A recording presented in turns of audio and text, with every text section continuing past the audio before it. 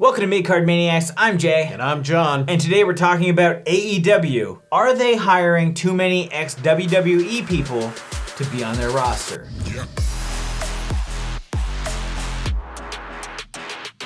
Pump the brakes. I know that sounds like it's gonna be a hot take. I don't think so, but we'll talk about it, we'll explain why, and just hear us out, and then let us know in the comments afterwards. I'm hammered. As much as people want to be like, oh my god, I can't believe we've got CM Punk, Bryan Danielson, Ruby Soho, Adam Cole, baby, all of these like former WWE superstars coming into AEW. If you do the math, most of these wrestlers have a longer history on the indies and other promotions than their tenure in WWE. Yes, they wrestled for WWE, but by no means should you ever view them over a lifespan as only WWE superstars. The problem comes with WWE not acknowledging the outside fact that they came from somewhere else. That's the issue. WWE straight up just says like, oh no, they've only wrestled here. New Japan, Ring of Honor, Shimmer? No, they came from either NXT or stayed there. OVW, FCW, all these like developmental territories, that's where they came from, but that's like not the case. And like even when we go to like early days of them signing people, like Pac is a prime example. He's one of those guys who was in WWE 6 years, I believe it was.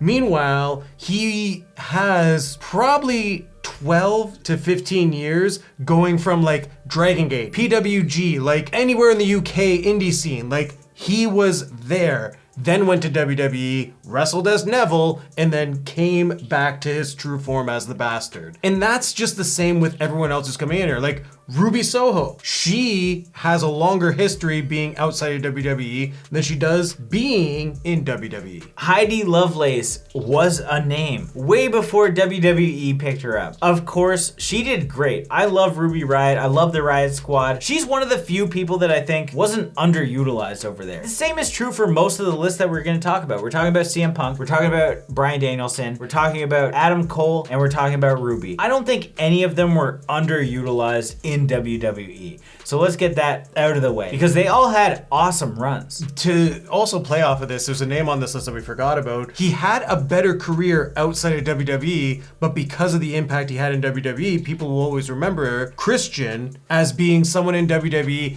with Edge. Easily one of the best tag teams ever to wrestle in the ring, but he had a more notable career in Impact Wrestling and TNA, and a lot of people forget that. It's the same when you look at someone like Kurt Angle. When Angle is this big face of WWE, he's a WWE guy, that's where he started, but had a more notable run in Impact Wrestling, and people didn't have the eyes on them. That is what the issue is nobody knows of their careers unless you Wikipedia it. And I think that comes with the territory, and that's why we're discussing this today, because we liked all of these wrestlers. Doesn't matter where they were. We knew of them, we liked them, and we became more accustomed to them because we watched WWE. Now that AEW does exist and more talent sees a different option, like we just get to see them again do the same kind of thing. Malakai Black, we loved him in WWE, he was awesome. Even when we got like the game and the DLC, like where he was like some scaly looking dude sitting in the middle of the ring. I like that too, but now I like him more. He's allowed to do what he wanted to do, which maybe wasn't a good representation for WWE. And I think that's what's worth noting as well. I don't hate WWE. I think I just don't like their booking and the way that they handle some of the characters.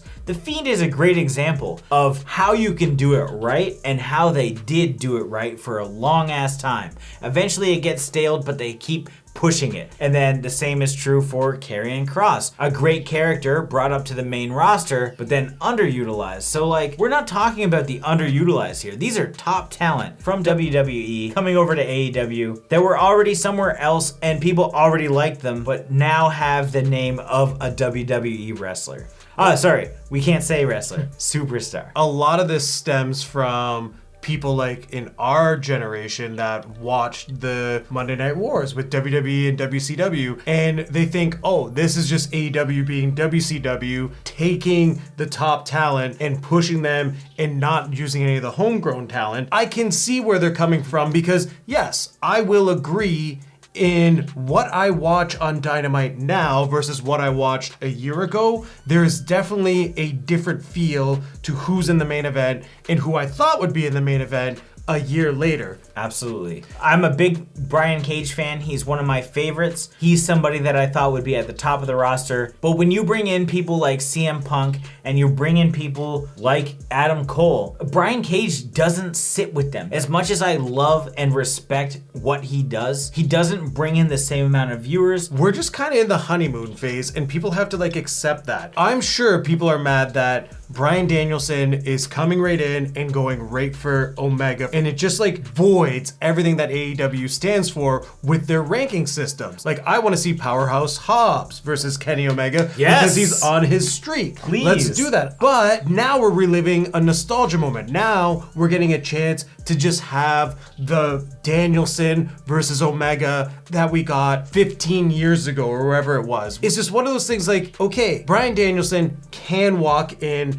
We want to see the match. The title doesn't really mean anything here, and it just so happens that Kenny Omega can't have the belt off him right now, and you don't want to wait 6 months down the line, a year down the line, where Bryan Danielson is going to run through the roster and then get to Kenny Omega, because we just did that with Christian, and now you're repeating storylines, which is what the downfall of WWE is. Exactly. AEW is all about new matchups or dream matches. Nearly every single episode of Dynamite or Rampage is a match you've never seen. Eventually, this is going to run out. Thankfully, 2 years later, it hasn't happened. Do I think Tony Khan is overstacking the roster? A lot of people on Twitter, just on the internet in general, think that Tony Khan is just stacking up the roster too much. There's too many ex-WWE superstars. I personally do think that there are too many WWE guys at the moment. I love the people that have come over, and I think it makes sense from a business aspect for AEW because the numbers don't lie. You look at the viewership. The week that we're recording this, Dynamite beat Raw in the demo. AEW also sold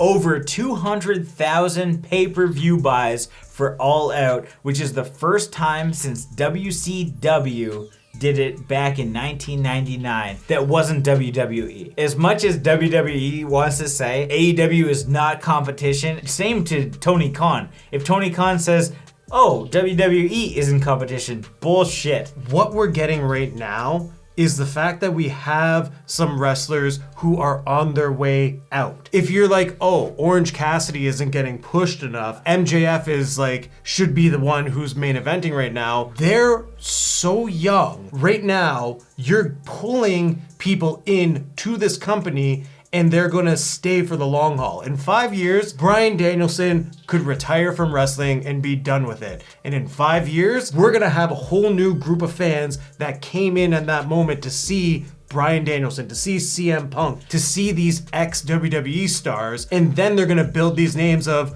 oh my goodness, Darby Allin's here. Oh, MJF, Powerhouse Hobbs, Orange Cassidy, Jungle Boy. They're gonna have those household names in the next 5 years. They're just using bigger, more established names to bring in a different audience. And to boost up that younger talent, which has been proven successful when you look at the relationship between Darby and Sting, with CM Punk coming in and immediately going for Darby. Everyone knows Darby's name now. And that's exactly what's gonna happen with the rest of these people. With Ruby Soho, she's not at the end of her career, but she knows how to work. Jamie Hayter, she was a Stardom champ with B. Priestley, who's now in NXT UK, and they're just good workers. So they're like, not everybody is on their way out, but the whole purpose is to elevate the brand in some degree. And I think it's absolutely working. I personally don't give a shit about the numbers. Fucking who makes 2 million viewers or 1.6 million viewers. I don't care. I personally don't think that it matters about what brand you're watching, but the talent that you actually like. Follow them.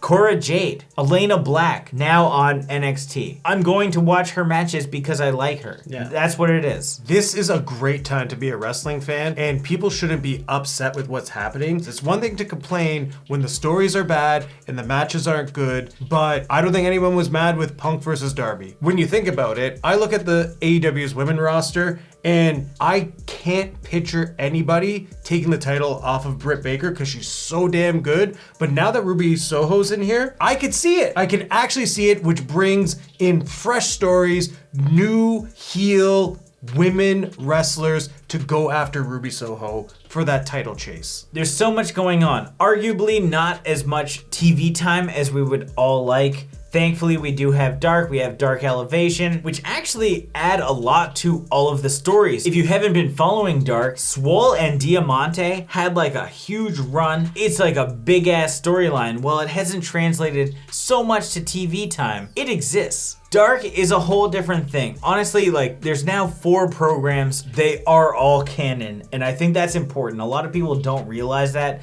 So yes, there's a lot of talent, and a lot of people aren't being used on TV, but they are being used elsewhere. To end this on a really happy note for me personally, watching Rampage since its debut, I love the addition of Mark Henry because what I look forward to is him having his interview at the end. The main event. The way he says it, the big smile on his face, it makes me feel good. There's an ex-WWE guy who literally has only been a WWE guy in AEW, and I'm happy he's here because I don't think Rampage would be the same without him saying, "It's time for the main event." What do you guys think about all of this? I know we talked about a shit ton here. Let us know your thoughts on anything in the comments. Like this video. And if you disagree with us, I definitely want to hear that as well. But I also want you to subscribe to the channel because we're talking about this stuff all the time, as well as AEW women's stuff. It's important to us. Subscribe to the channel to stay up to date with everything here on Midcard Maniacs.